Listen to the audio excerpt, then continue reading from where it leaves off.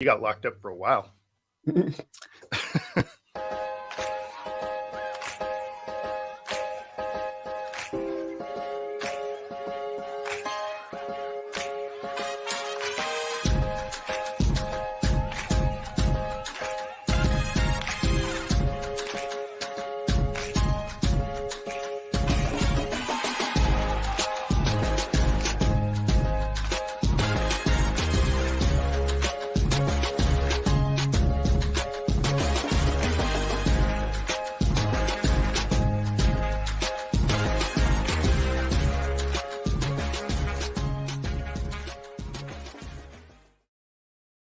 Welcome back to the All-Purpose Pod for an All-Purpose Life, wherever you are today and however you listen to me. Call me Mr. U. Thank you again for making us a part of your morning, your day, and your week. We your weekly mirror check before you go change the world, baby. You can find us on Facebook, Instagram, YouTube, and of course, the Twitter. Download, subscribe to They Call Me Mr. U and Football Talk with Bo, wherever you enjoy your podcast listening. Thank you again for your support. Bo, good morning. Good morning. How you feeling, man? Well. The question of the hour. How am I feeling? Feeling pretty good, considering, and ladies in the old folks home saying, I got the COVID. I don't know how that even happened, but my wife got hit with it first, and we were just snuggling, thinking she just had the flu, and that's not what happened. So, so we got this. We got this 10-day bid that we're both on. Hers is gonna be done shortly. Mine's gonna be on for close to another week or so. So. Not good times, but I'm really feeling good considering what they gave you was pretty helpful. But now I'm just kind of locked out of my office. That's the not fun part. I can't do my business. I can't be around people that much. So that's the worst part. But doing this show is pretty helpful for me. So I appreciate everybody jumping on and joining us and listening to our show and our crazy bands and having fun with our games and all we do here. And They Call Me Mr. U. And we're talking about sports, but I want to talk about you a little bit, man. Your weekend was about Canada sound like, man. I want to hear. Yeah, so I mean, we went up and visited some friends up in Victoria, BC. If you've never been, it is a beautiful area. It's on the west coast of Canada, and it was a ton of fun. So we originally met the friends that we went up and stayed with when we lived down in Mexico, and then a couple of our friends from here also came with us. And so the six of us just kicked around the city, did some pub crawls through Victoria, hung out at the waterfront. It was a good time, man. It was a good time. Okay. Isn't that the place where they do a lot of movies in Victoria, BC? A lot of movies are shot there? Is that I know that there's been a couple. There's been a couple that have been in Vancouver, which is the neighboring city. And then I know that one. Yeah, so between those two and, of course, the Seattle area, there's a lot of movies that have been filmed kind of in this Northwest area. Why do I know Victoria, BC? Why is that for me? Is there another reason why they're significant? I mean, do something there that I can't put my finger on it right now, but it's something. I don't know if it's a movie or something they do there. Nothing came to mind. You didn't see anything when you was there? I mean, nothing offhand, although your description's a little vague. I think it's a movie or a TV show that they base out of there. It's not a tourist attraction. It's not that. It's something else that they do. I got you. I mean, there's been shows like especially some of the older ones, like Twin Peaks was done here in Seattle, in Eastern Washington. So I mean, like there's definitely been TV shows that have been centered around Victoria, Vancouver, kind of Seattle, this kind of Northwest area, especially because there's so many times these shows are being filmed in the city supposedly, and then they are actually being filmed somewhere else. So the old bait and switch. Huh? Oh yeah, I always like a good Seattle-based show that you see them driving around, and you're like, well, that block doesn't exist in Seattle, so. Oh my goodness, they can't fool you, huh? Yep. Well, they'll do the pan away of like the Space Needle and stuff, and then when they're actually like driving around the city, you're like, yeah, none of those roads exist in. Oh Lord, I ain't gonna work on you. New York either. I ain't gonna fall for that. That's not New York. Yep. But yeah, okay, well that's cool, man. It's like it was a fun trip for you, man. Well, Yeah. It's been a crazy several days, man. But I'm so glad again to be here with you, man, and to be here with all of our listeners chiming in on the show. We're talking football as usual. We're coming to the end of the era, man. That's what it sounds like right now. We had our poll question that was posted on Twitter, I think, last night was, can the Pac-12 or the Pac-4 now rebuild, and should they? Can the Pac-4 rebuild, and should they rebuild? I've been reading a lot of stuff on this. Matter of fact, probably more Pac-12 information than I actually wanted to ever have in my entire life. I've been reading up on it. I have nothing but time. I'm sitting here with the COVID. So got time on my hands. Been reading, just reading about the Pac-12 and all these opinions and these administrators and chiming in, all these people talking about their finances and all in their pockets. I'm like, this is a pretty messy situation.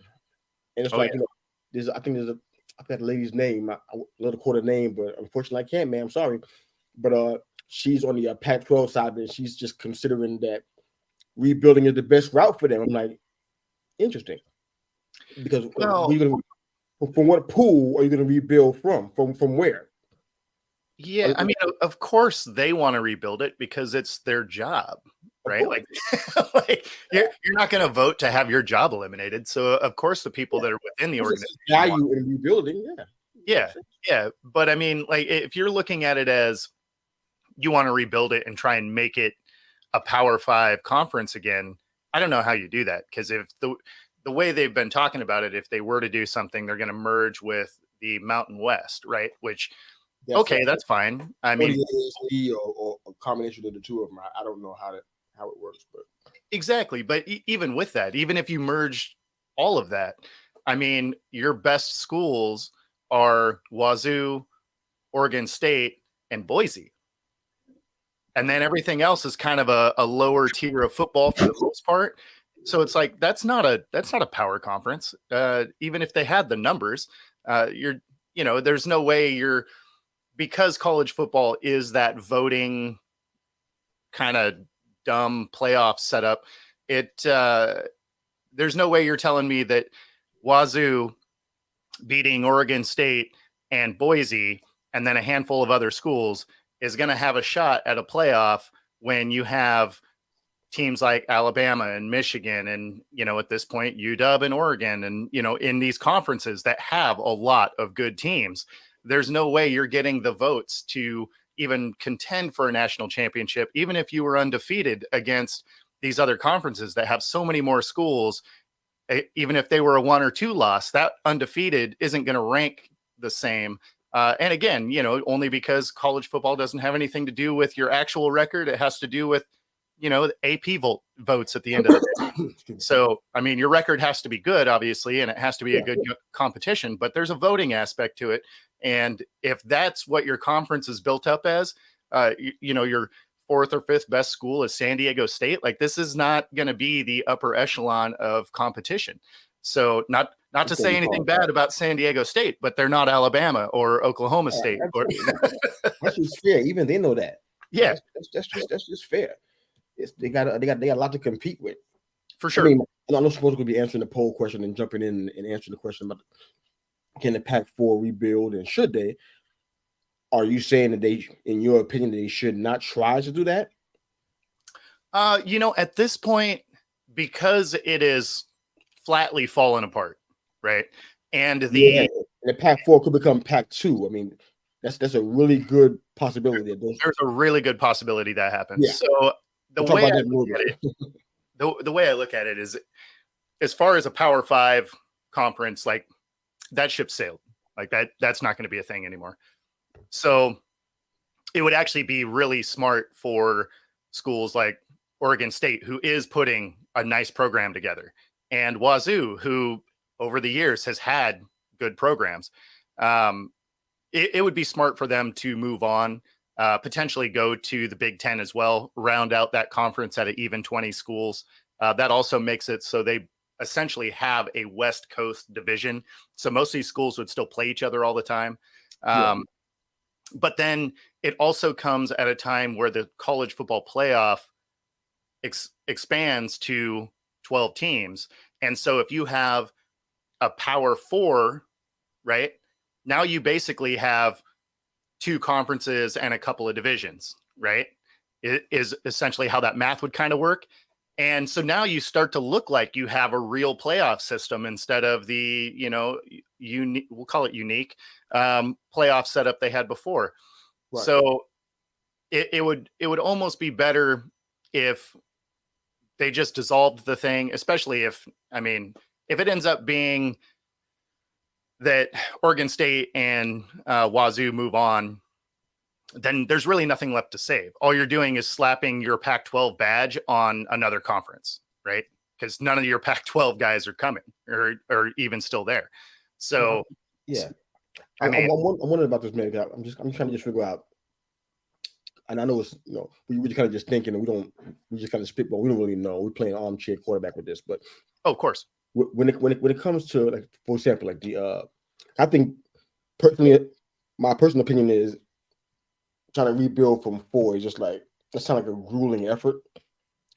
It's better, like you said, to dissolve it into the major conferences. But here's my next question: what happens to conferences like the Mountain West and the AAC?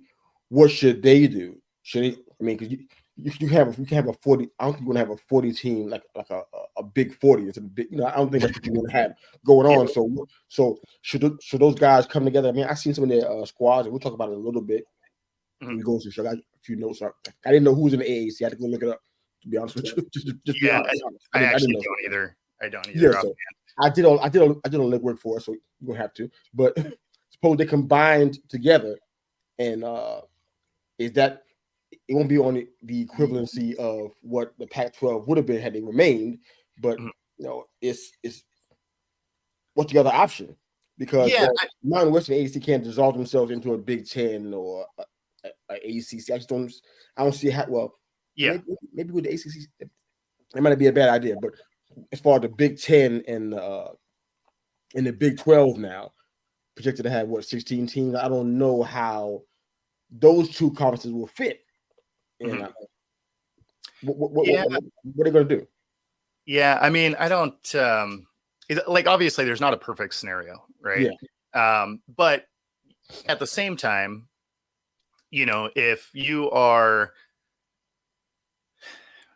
like, if you're in the Mountain West, the only school in that conference currently that would even have conversations about potentially getting into a national title game is Boise, right? And so you're looking at these bigger conferences essentially just cherry picking the teams that have top end football programs, right? Now, these other schools have football programs, but it's not like they're in the conversation. Like, San Diego State is never in the conversation to go win a national title and beat Alabama or Clemson or whatever, right? So it's almost going to be like a. How could that ever happen? That's the thing I wonder. Can that ever happen? I mean, it could. Like, their recruiting practices would have to change dramatically, but I mean, sure. I mean, players. What's going to happen beside that, man?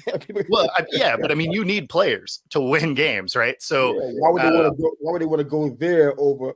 There's just so many different factors. It's like exactly a losing battle already. And that's why I was going to say you almost have to break this down into, there's D1 and then there's like D1A, right? Because D1, it more than anything has to do with the size of the school.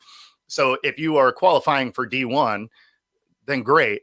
But, awesome that it's not a D2 comparatively, I guess, but it still isn't that, right? Like, so it almost needs to be its own, it almost needs to be its own thing, right? Like its own, like again, a D1A, something like that. So it has its own kind of thing to shoot for.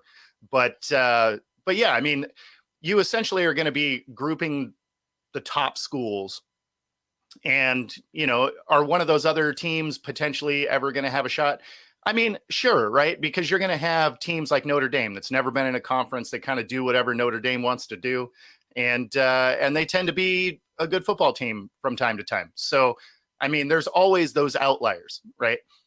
But by and large, most of those kind of lower football schools I wouldn't say lower end schools because obviously their academics are awesome, but lower end football schools, they're never in the conversation. They're never going to be in the conversation, right? You're not going to see Temple come in and win a title, right? You usually see them get the brakes beat off them 68-7. So, Yeah, pretty much. so I mean, those don't necessarily need to be in one of those Power 4 conferences, right? So all of a sudden you could have them in, like, if they did do something like that where they had the D1A, so they have their own championship to go for, and kind of thing. Yeah, 100-year-old conference going in the crapper. That's interesting. That's interesting in a lot of ways, but it's kind of sad too, because like, okay, you invested all this time, and then some of the things that hope I get a chance to share before the show is over. Just some things that I found, a study I found, I was telling you about last week that I wanted to share. It's just a report that came out of the Pac-12. I was like, wow, in 100 years or so, and you've been doing this since and this has been going on the entire time, and you wonder why now things look so great. I mean, it kind of the chickens coming to roost in some ways from what I've been checking out. But yeah, it's really mismanaged from the top. Really, since this new group has gotten in, it's not like this TV contract was a mystery that it was coming up. They turned down a bigger deal than is what's even currently on the table from ESPN, and they said $30 million offer, from what I understood. Yeah. Well, ESPN's offer was it was going to basically be $30 million a school, and the Pac-12 was like, yeah, that's not enough. And now the one that hoped for $50 million and didn't get it, and then their current one, which I think actually just expired or expires like this next week or something, is only for between 20 and 25 mil from Apple TV. Although I have to imagine that Apple has rescinded that offer at this point, since there's no schools in the Pac-12. There's a whole bunch of stuff going on, man. They owe Comcast like $50 million. Oh yeah. So nobody new wants to take the debt on, which is really, really sad. I mean, I think the number, well, it's not sad. It's smart. Who wants to do that, right? Yeah, ain't nobody doing that. I think unless I read it wrong, the incentive money, their TV revenue, that should exceed $50 million by 2036. So we're talking about 12 years of TV money. Was still third behind the Big Ten and the SEC, but still really good money. These guys are trying to do a money grab. I'm like, hey man, just do you. Be who you are. Yeah, and they and outbid yourself. Just be who you are. Well, and that's the thing, right? Is they essentially were, kind of greedy and sank a 100-plus-year-old conference. And it's sad because there's a lot of history there, right? Like there's a lot of traditions and history and rivalries. Games that won't be played now. Exactly. And, if you're a Washington Husky and a Wazoo fan, one of the biggest ones is the Apple Cup every year, right? It's the last game of the season. It's Washington versus Washington State. Intense rivalry. It's a ton of fun. And I watched it a couple of times. It is fun. Yeah. And I mean, it's, they've played that game 114 times, right? Like these are old schools and they've been playing football forever. So it's sad to see, like, this next year could potentially be the last Apple Cup, because after that, Washington goes to the Big Ten. Well, now there's 18 schools in the Big Ten. That means there's probably not room for out of conference games, right? I mean, it's not like even if they had a full 17 game schedule, you would literally play every team in your conference once. 18 teams, there's nobody else. You don't have time to go outside of the box and play somebody else. So no, exactly. So it's coming in to the Big Ten. First, that would happen, but it's only for sure. Well, and the first year or two, college football might throw them a bone, be like, oh yeah, you're still going to play the Apple Cup, but that gets phased out, right? If they're that's true.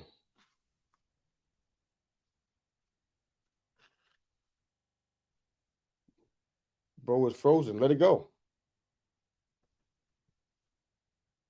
Yeah, and Oregon State are going to run into. Oh, that was weird. Yeah. But so Oregon State are going to have the same thing. So unless Washington State and Oregon State go to the Big Ten, of a sudden the rivalry game at the end of the year may be a thing of the past. And after 114 meetings, it may happen once every 4 or 5 years if you're lucky. That sounds awful. Yeah, it's sad. It's sad. College football, that's awful. I mean, college football is different from NFL in so many different ways. But the rivalry games, I mean, people get up for that. Absolutely. I see it out here in South Carolina. People get up for this thing. It's not a game to people. And it's like, wow, this is not good. So I don't know if people thought that far with all the decisions that they made, but I mean, the Pac-12 has a lot of history, man. I mean, it's all about the money. Most national championships, I think, in the Pac-12, 553 titles. I mean, like, these guys got a lot of tradition on their side. Yep. But real issues as well, because now with all the changes that's going on, you hear about families getting stressed out because they had to travel cross country to see each other.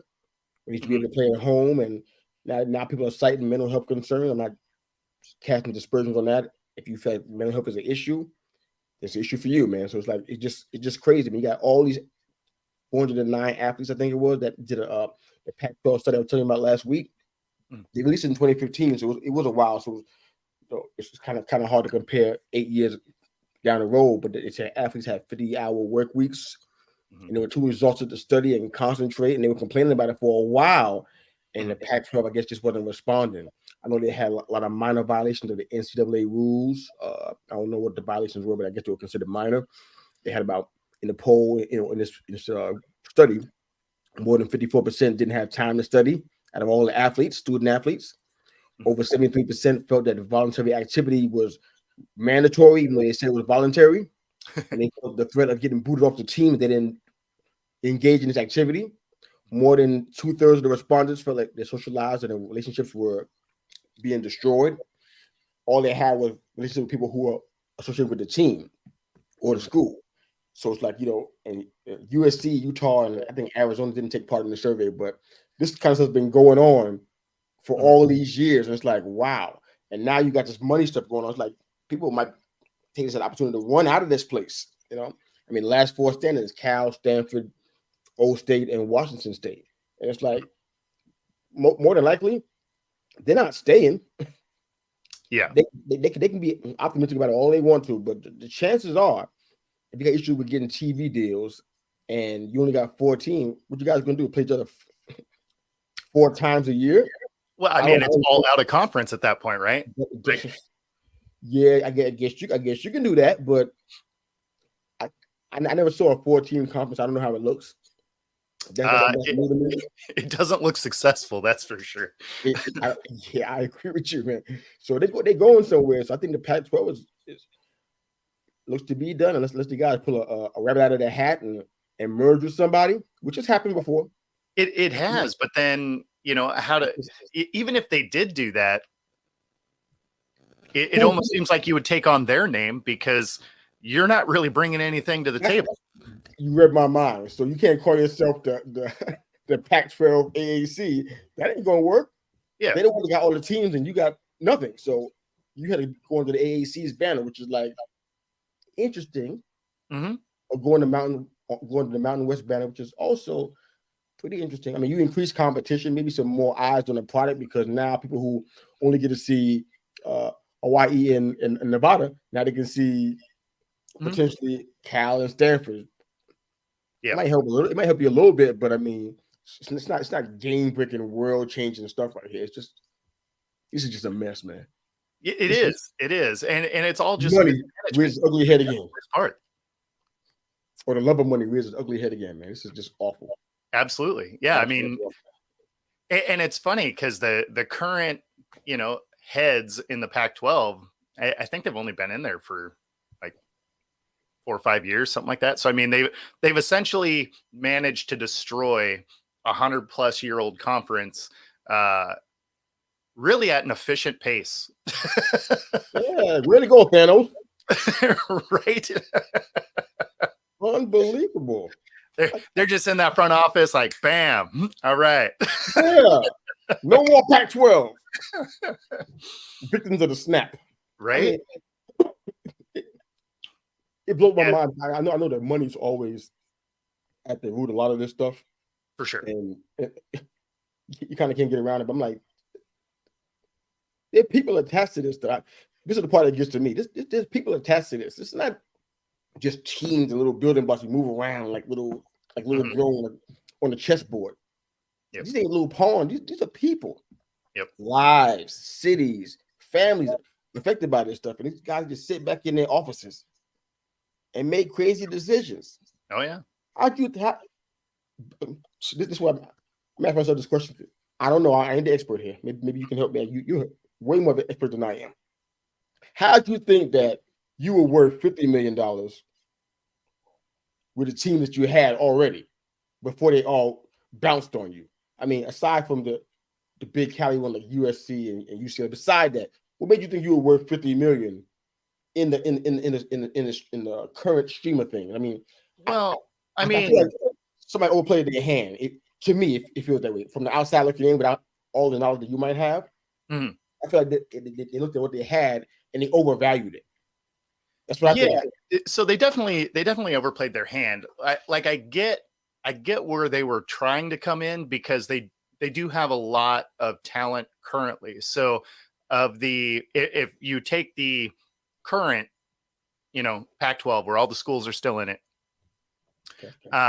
I think 7 of the schools are in the top 25. So it's not like they're not competing, right? Can we validate that? 7?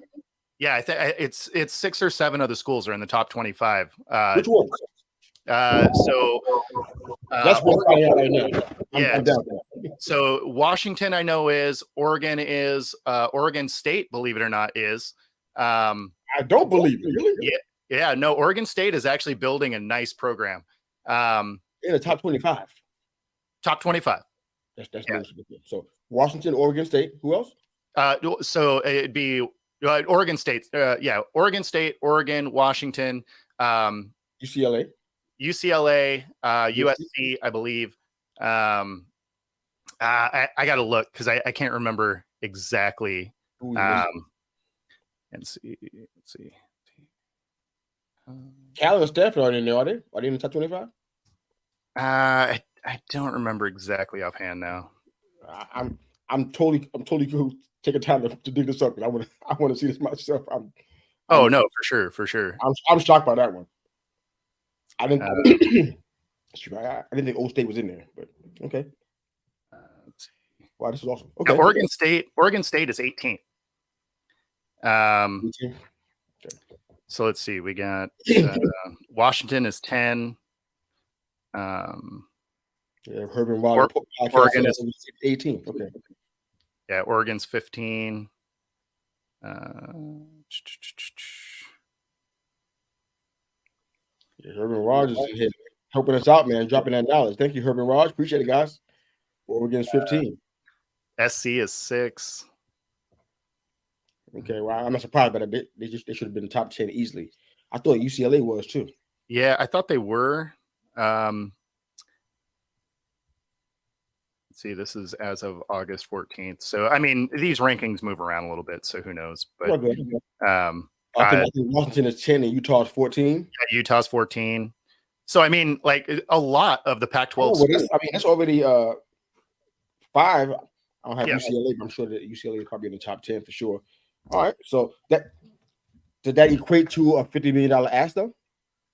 I mean, it should have, because that's as many as any other top conference has in the top 25, which means it's an incredibly competitive, conference. Okay.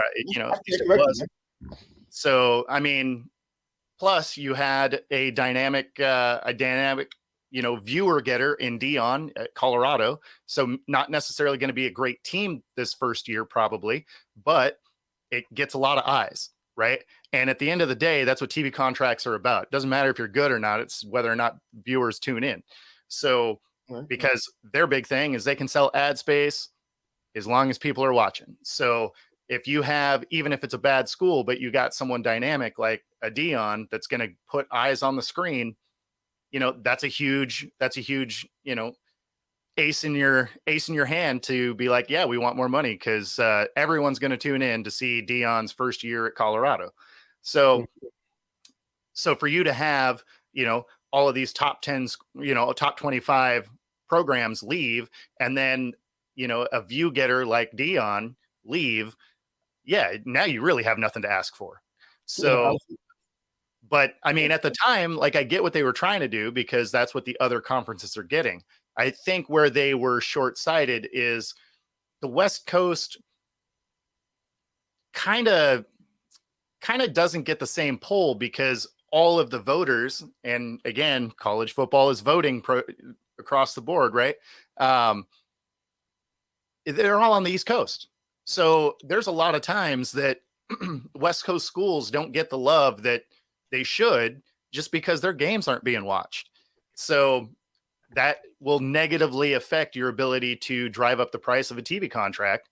And so, yeah, I think the front office definitely overplayed their hand and overplayed it to the point where now they're sitting there with their pair of threes and there's a royal flush on the table.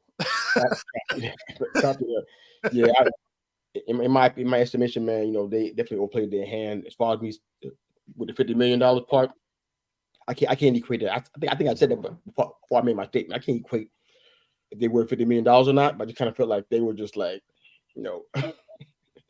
shooting in the air, man. There was nothing really happening with this, but UCLA is 28, which is like not what I thought. I thought they were a little bit higher than that. So we got some teams that are missing, but case in point. All right, so the Mountain West merger. I think that with all the, you mentioned earlier about the Pac-12 and all the rivalries are going to be missing now. It's like, okay, so what happens to all of these awesome rivalries that we're probably never going to see again? It's going to be weird. But the Mountain West merger or the discussion about it, I think they're within on the ACC, which is like a bad position to be in, to wait on somebody before you make a decision. So they wait for the ACC to decide, or they want to bring Stanford and Cal, and they got a lot of problems going on with that because teams like Florida State are like, we don't want to split that revenue. We don't want to add any new teams. Yeah. I mean, you got some strong academics from both California teams, Stanford and Cal, and increasing the size sounds good in theory, but you got a lot of. I think they got a strong Olympic program to it. I guess matters to some people, but I think Stanford is hoping that the ACC brings them in. But Oregon State, I think the AD, I think it's Scott Barnes. Is that who that is? I don't remember. Man. He was talking about he's committed to rebuilding the Pac-12. I'm like, he is? Okay. He thinks the best path going forward, and they got a solid option of bouncing back. I'm like, what's he seeing that we're not seeing? And unless you're talking about starting from scratch and using these 4 teams as the foundation, you can't even speak for the other 4 teams because 2 of them are thinking about going to the ACC. So what we got going on over here? So O State and Washington State, could join the Mountain West or the American Athletic. Which, again, I don't know all the teams out there. American Athletic, I mean, I don't know who they are. To be real, I never heard of them. Well, and I could still see the Big Ten bringing in Oregon State, because that would restore those rivalries, because you could guarantee that you would be playing that Apple Cup again, right? It would also move their conference to an even 20. So then you could have a East division and a West division. And so all of a sudden now you don't have a ton of the travel that people are, somewhat worried about, because if you're Washington, right, you're going to play Wazoo, Oregon State. You're going to play, there are a couple of, kind of Midwest-ish teams. So travel wouldn't be horrible. So, I mean, all of a sudden now you're halfway through the season. You haven't done much as far as like East Coast trips. Plus a couple of those East Coast schools would come to the West Coast. So, I mean, you'd only have a couple of games that would be longer travel than what they used to do. So, I mean, if if Oregon State and Washington State went to the Big Ten, I think that would actually alleviate some pressure than, having a couple of these West Coast schools that have gone in all now have to take so many trips to the East Coast, right? Now you open up a can of worms for me now. Now you going to a place I didn't want to go to. I wasn't thinking about it, but now I'm like, you're gonna put time into this now because now you going to a place that I want to talk about. So I'm going to the Big Ten. Now, let's talk about that part because I had to do some research for another show about the Big Ten, so I got a chance to kind of get more in there. I'm a big Michigan fan since 1984. That's been my life for a long time now. But I didn't pay much attention to the other teams that much unless we had to play them. So I got into it with my research, seeing the conference layout with all the new teams in here now, and I'm like, wow, that East-West thing, I see it. It's kind of coming together a little bit. So I like the idea of 2 more teams potentially in the Big Ten. My only question is, how'd you get that as opposed to maybe jumping in with the Stanford and Cal? I mean, I don't hear our names in that conversation at all. I don't know why we're not thinking Stanford and Cal at all, but how'd you get Oregon State as opposed to those 2 perhaps? Or Washington, how'd you get that? So why you would do that is the revenue getting of what those teams would add, right? Because you get those rivalry games back, and rivalry games always have higher ratings. And at the end of the day, the money, it's monopoly money. It's all about ad revenue, right? At the end of the day, that's all it is. That's all the TV contracts are. They're selling ad space on TV. So they want the most competitive game with the most exciting storylines. Rivalry games are always the most exciting storylines because the fans get up. It's always a crazy atmosphere. They're fun to film. So those are, and you have up and coming schools, especially Oregon State, right? Like they're top 25 school. So with them building a better program, what's that? Yeah, so why not Washington State and Oregon State then? Why did you pick them? Because of that. We got them guys with their rivals already in our conference, right? So already locked in, Oregon and Washington, right? No, exactly. That's why you would bring them in. Yeah. As opposed to a Stanford and a Cal that, they're not exactly elite football schools consistently. They don't have the same rivalry potential with the schools that they've now added. So, I mean, there just isn't the same eyeballs going to hit the screen with a, Stanford and a Cal that would happen with a Washington versus Washington State or an Oregon versus Oregon State game. So, I mean, because you're only bringing them in for, a couple of those rating getting, Saturday afternoon, Saturday night games. So it, yeah, I mean, it's Cal and Stanford. I'm pretty sure it's not in the top 25. I'd love to see what they're. No, definitely not. Yeah. Well, and even when they are, like, it's not for sustained periods of time, right? Like they'll have like a year where they pop and then they fall right back off. So, whereas, Wazoo, a lot of times they'll have stretches where they're solid, right? Like they're not generally in the national championship picture, but there's been times where they're a top 5 school for sure. And then the direction that Oregon State is going, they're going to be good for a while. They're building it in a smart way. So there's more upside to bringing those rivalry schools in for the schools they've already brought, as opposed to bringing in 2 schools that have inconsistent programs that don't have rivalries really with people that are already in that conference. So again, that's just from eyeballs hitting the screens. Yeah, that makes sense. There's some great comments coming in from the Herb and Raj podcast. Stanford had a decent run, but had been bad for a while. Exactly. I feel up getting line guys from them though. I don't know what it is about Stanford. Yep. But they got their line guys, especially the O-line. They're smart. Mm-hmm. They're nasty. And you want to have them on your team. So I don't know what they do with the rest of the 11, but I'll tell you right now, their O-line, give me some guys from Stanford.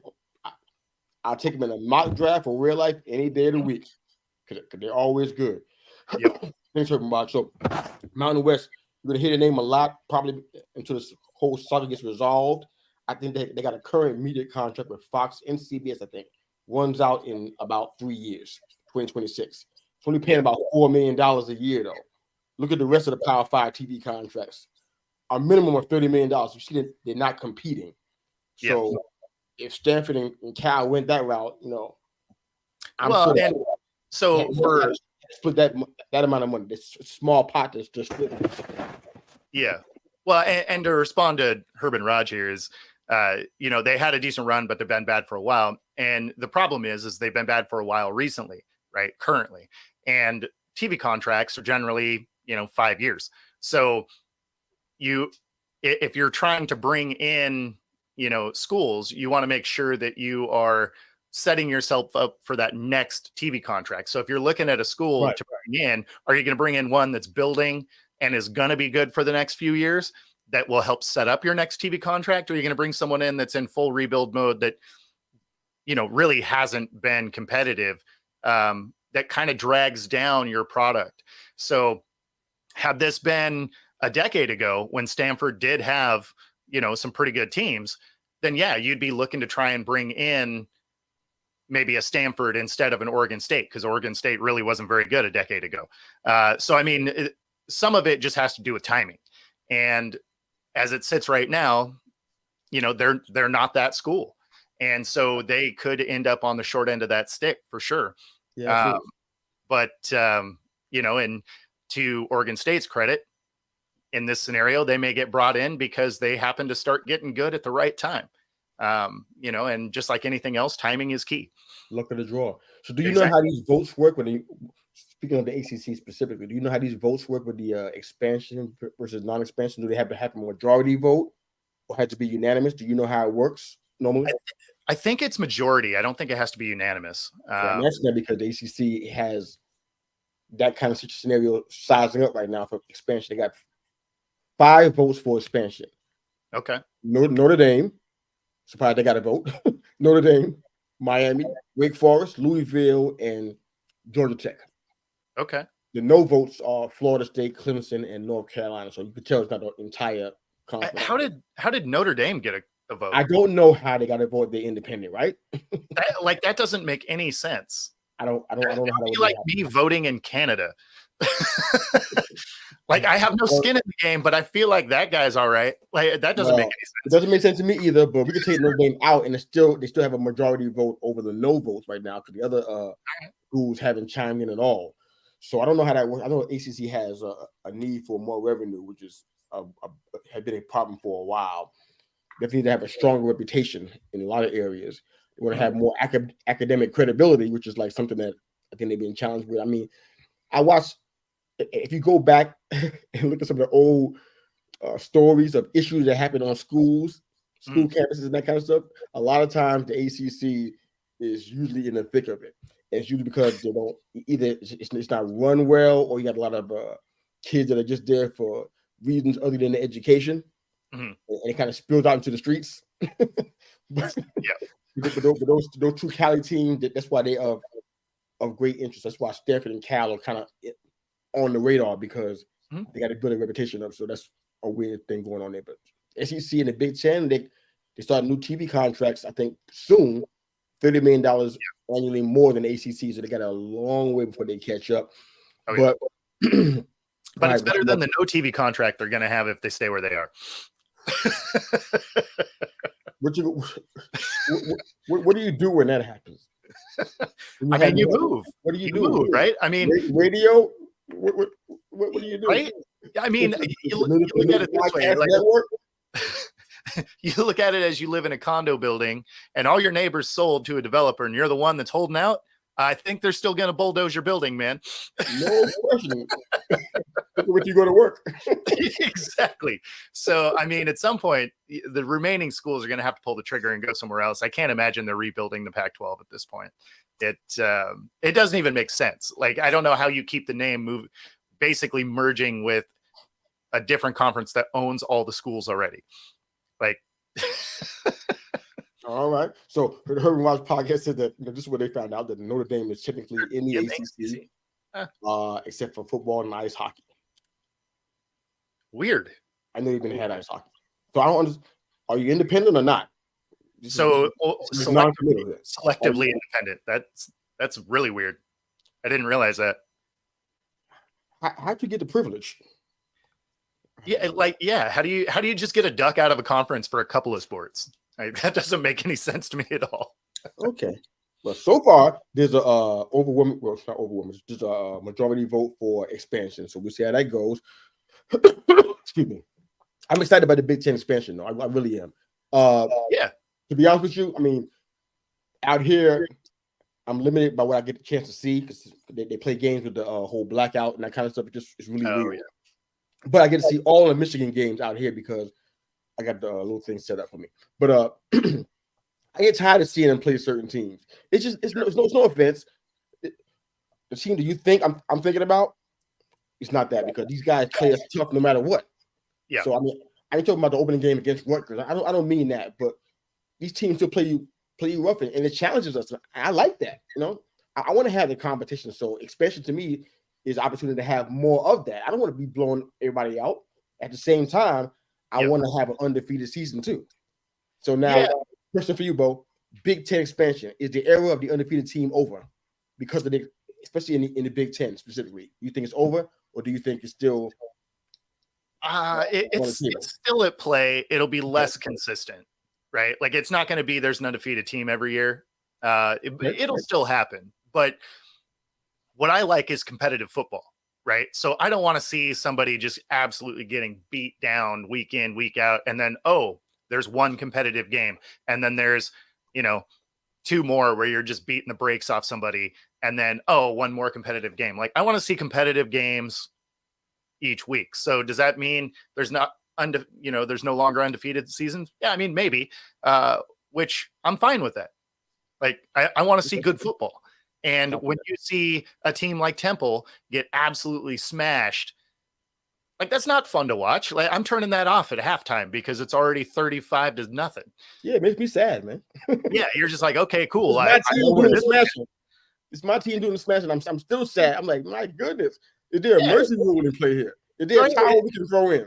Yeah, I mean, all of a sudden it's the Globetrotters against their fake team. You're just like, I mean, come on. Like I want to see competitive. You always have these examples, man. You always come to create the example just for me to stop and say, did he just say that? Globetrotters. Tell me where the lie is, though. But I'm just saying it's kind of hard sometimes. Okay. I mean, somebody got to do scores. But no, it's so I feel bad for a team like in this instance Temple, right? Who what do you saying Temple? Well, that's because nothing. They just they're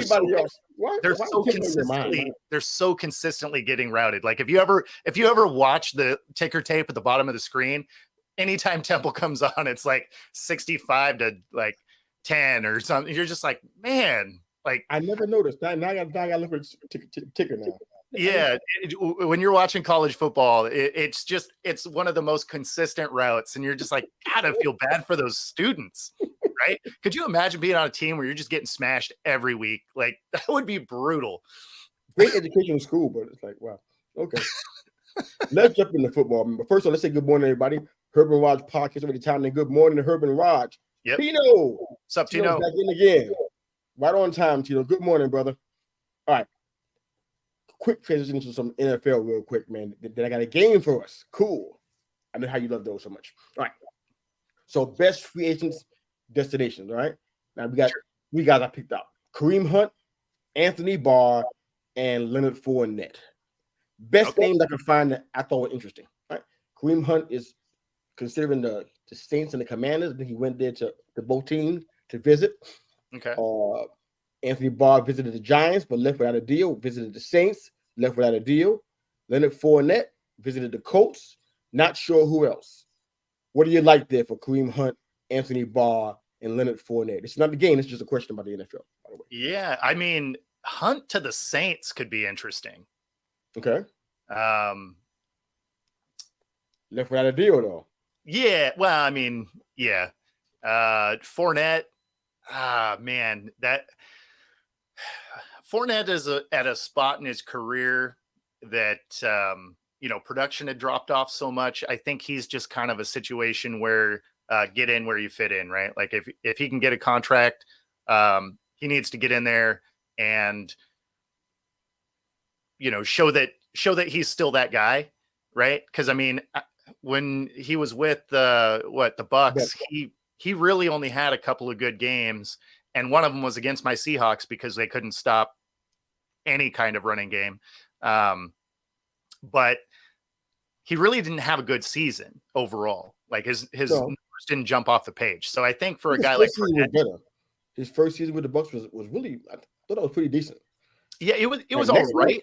It was all right, but soon as it required him to be the guy, because I mean, you got to remember his first year there, they were throwing the ball around, right? Like they weren't leaning into the run game, so it made running easier, right? Because everybody knew that a lot of it's going to be passing. So the holes get a little bigger. His time with the Jaguars was a lot different than what we see. His time with the Jaguars was a lot different than what we see right now. Absolutely. So, and that's why I say I think he needs to just get a contract where somewhere has a good offensive line, which may be why he didn't do anything with the Colts, because there's a lot of questions. No. What I'm saying is there's a lot of question marks on that Colts offense, right? Not necessarily with the O-line. I just mean as far as being able to move the ball. And so if your passing game suffers, everyone knows you're going to run, right? Which isn't a great way to rebuild your running resume if people are going to stack the box. I hear you. I don't know. All I hear about Richardson is that he's the bomb, athletic. He can throw the ball. All I hear is something like, so what's the problem? Why he leave the coach without a deal? Got a solid O-line, because the Colts do have that. They do have an offensive line. You got a quarterback that can allegedly throw, and he's dangerous with his legs as well. He can definitely throw. He can definitely throw. Not necessarily always to his team, but he can definitely throw. Copy that. Fair enough. So why would you leave the Colts without a deal? The options are kind of limited, because if the Saints are definitely in the market, you can tell that I just named them 3 times. Yeah, or twice. So that means people are actually talking to them. Yep. Because of the Kamara situation. Exactly. Why would you leave without a deal? You think you still got it? No, I don't think you do. Well, I mean, it depends on how that workout went, right? Because we don't know if they left without a deal because they left without the deal or because the deal wasn't offered, right? I didn't hear it. I didn't hear any money, so yeah, that makes sense. So I mean, who knows exactly how that conversation went down? So for Hunt, it could have been there wasn't enough money, because I can't imagine they didn't offer him anything. That I actually heard. Yeah. So that would make sense that they just weren't offering enough money. I'm shocked by that still. I mean, for me, he's close to my heart because he was like, I used him in fantasy like you would use a dish rag. I used him. Oh yeah. I drafted him and I played him every chance I got, and he almost never let me down. I leaned on Kareem Hunt. So in real life though, Chubb. I mean, Chubb is the man. And when Chubb wasn't playing, Hunt was serviceable, especially in the pass catching realm. I think he really thrived in that area. Yep. But I mean, you don't just walk away from no deals. It's almost like the whole Big 12 thing all over, Pac-12 thing all over again. You overpricing yourself again. Yep. Right now, you need to get on the team. You need to be playing. You can't afford to wait until somebody gets hurt. Huh? Excuse me. For a guy like Hunt, like the Saints actually would be a nice landing spot. First place he went. Yeah. Like that would be a great fit for him. He's a great runner. He can catch. Again, I'm not super high on Derek Carr, but he is a very serviceable quarterback. Throws a pretty accurate ball, and underrated in the way that he puts up yards every year. And then they have Derek Carr be rich. He'd be rich if he had Kamara and Hunt. He'd be so rich in that position. He'd be for sure. Carr be happy. And they have a defense, right? Like they got a top 15 defense, right? So I mean, like that's going to be a solid team. So if you added a guy like Hunt to that, you're just like, oh, okay, yeah, no, that would make them the clear favorite to win their division. Yeah. Which also means if you're Hunt, you're going to the playoffs, right? Which at the end of the day, once you get into the playoffs, a ring is available, right? Mm-hmm. You got to go on a run of 4 games at the end of the season, which, can happen, but you got to get in there, right? So what other team is going to be looking to add a running back at this point in the game that's going to be competitive? So, I mean, the Commanders think they are. I don't know. Yeah, I mean, it's different if you think you are, and then if you actually are. Here comes the shade, y'all. The classic Bo shade. Bo has a tell. I can tell. Just look at his face. I can tell he can throw shade, and it works every time. But no, I mean, they're just not there yet. They're not there yet. Okay, fair enough. I mean, similar to the Texans, right? Like they're gonna have games where you're gonna be like, okay, like, all right, they're turning the corner. They're gonna be a good team, but they're not that team yet, right? Like they're still a year or two away from being something consistently competitive. So it's not that I'm hating on the team. They're just, the personnel just isn't there yet. I hear you, man. We'll agree to disagree. Okay, but Cook's on the Jets. We hadn't got a chance to talk about that last week at all, but Cook's on the Jets now. Do you feel different about your statement as you made about the Jets? Do you feel different now because Dalvin Cook is on the team now on a 1-year deal? No, I mean, I like that fit, especially because now they can kind of slow play bringing Breece Hall back, right? So they don't have to try and run him out too early, potentially re-injure him.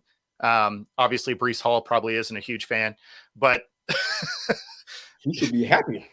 No way. Because all those contracts are heavy on incentives, and you don't know how fast they'll bring him back, or if he's going to be the lone back, or if they're going to do the tandem action.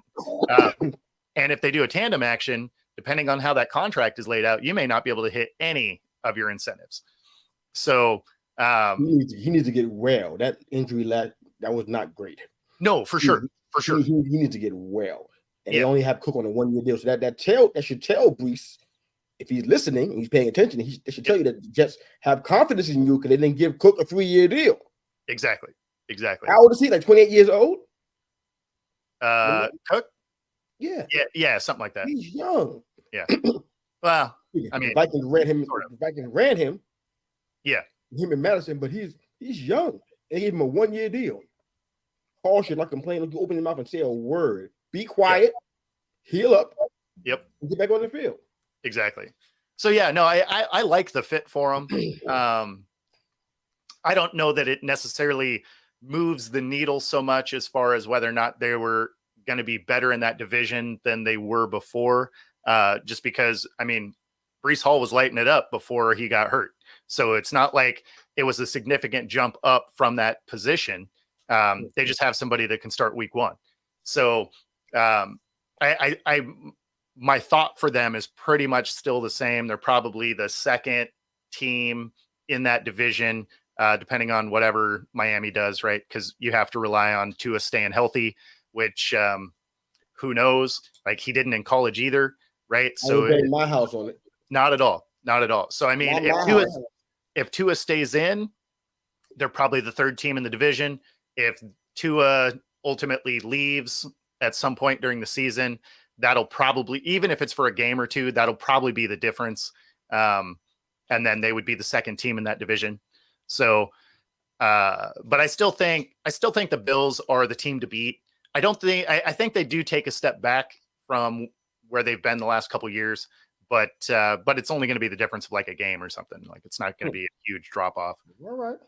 Well, all this stuff is on records forever, like on YouTube. Yeah. Bookmark this. I'm sure tons of this ain't right. That's the fun part. We're just having fun with it, man. How is Dalton Risner still on the market?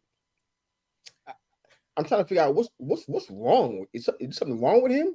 Because the O-line guys that I've been seeing, even one particular guy on our team who I won't name. Yep. Dalton Risner is better than him. Yeah. Why is he still not picked up?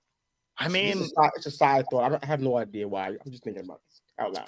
Probably money, man. It's probably holding out for that cash, which I mean, fair enough. Like if you feel like you can get that payday, awesome, right? Your careers aren't very long in the NFL. The players that are playing for, 12, 14 years, those are outliers, right? Your average guy barely makes it through a rookie contract. So, yeah. I mean, if you can go after your cash, I can't hate on you for doing it. I don't know what's happening. Me either. It's speculation.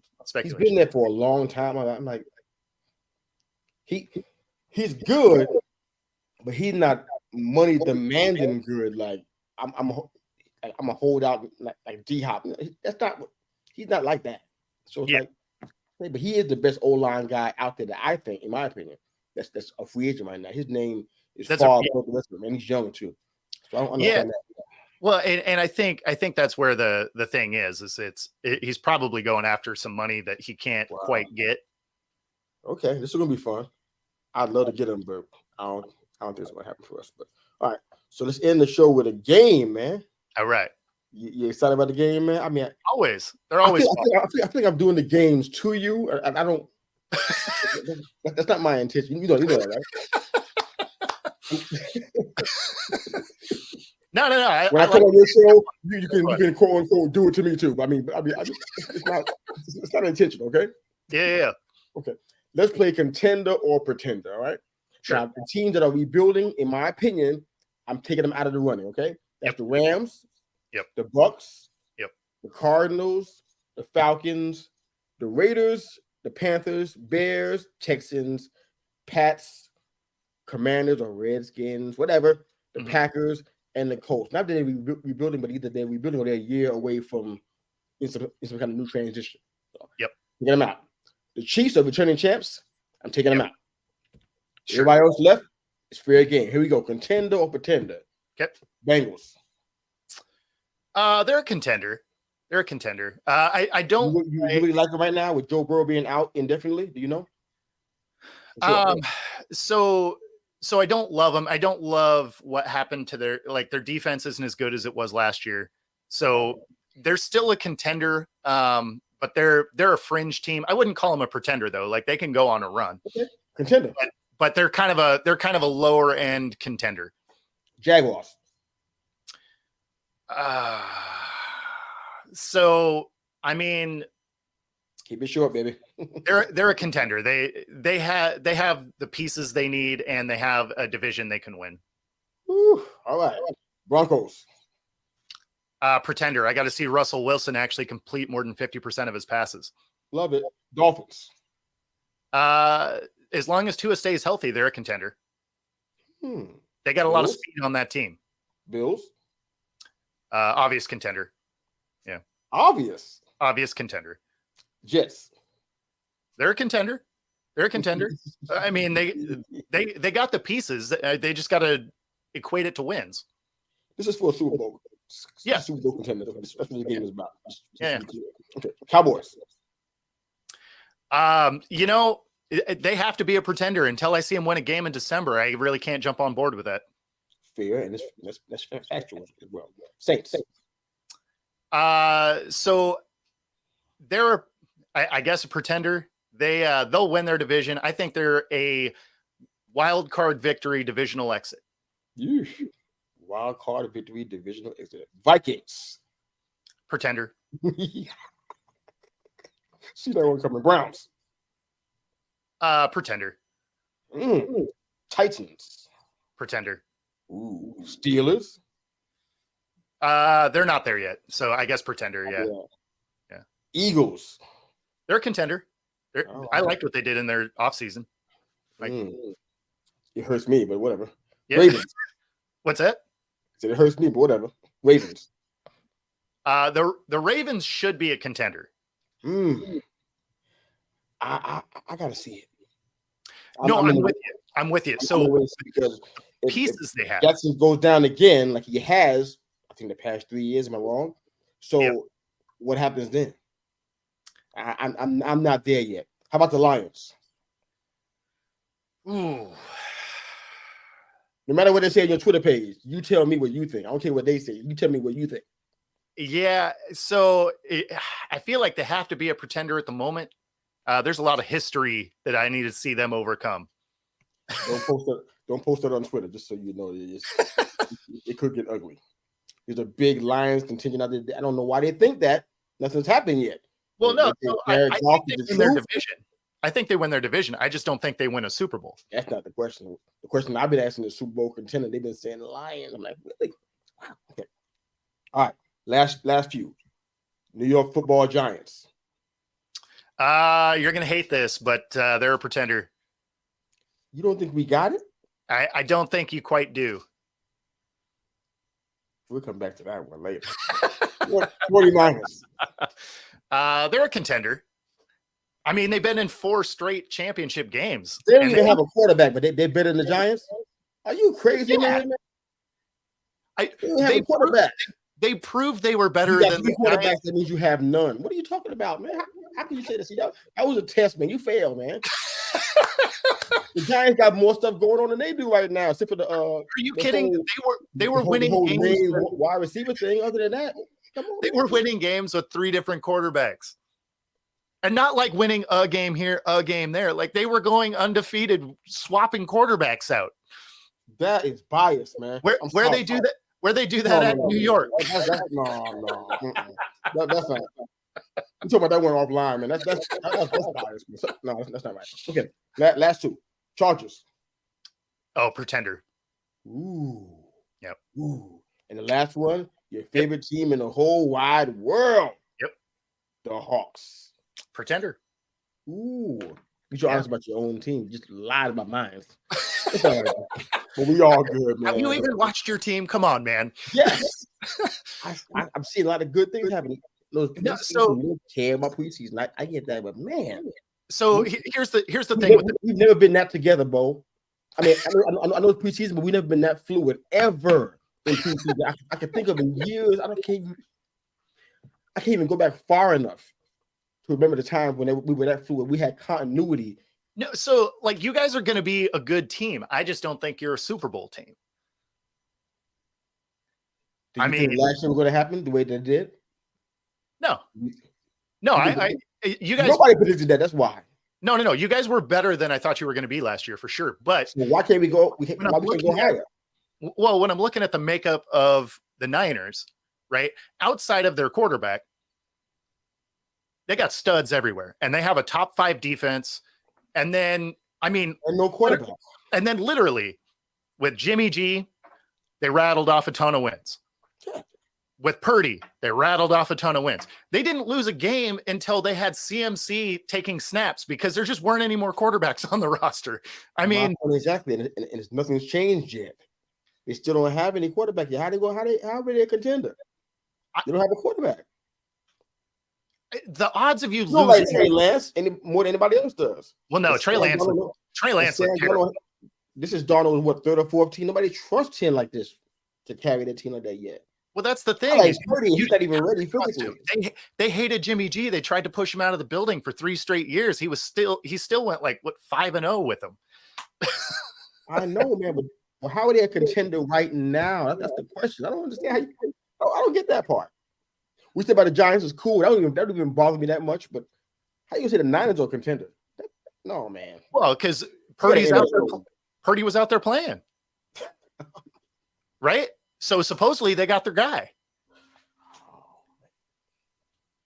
Wherever you are today and however you listen to the podcast, we thank you so much. It's got to be a morning we your weekly miracle before you change the world. Thank you for joining us, subscribing to our shows or Talk with Bo, and they call me Mr. U, the podcast. Thank you so much, guys. We love you.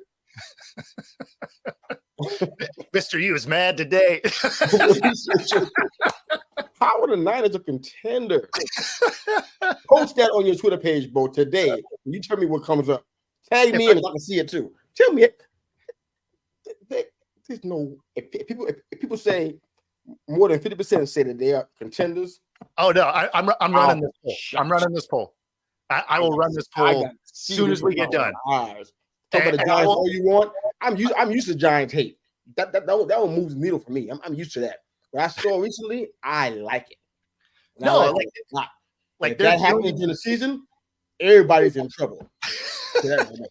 I wasn't saying your team was just chumps. Like I'm just saying they're not there yet. We got to say bye, bro. Everybody be sure to like and subscribe the channel. And thanks for having me on, man. This is always fun. Love starting my week this way. And tell Mom we said hi, Feather Freebird. We love you. Thank you for joining our show again. Have an awesome week, everybody. Coach Yep. out.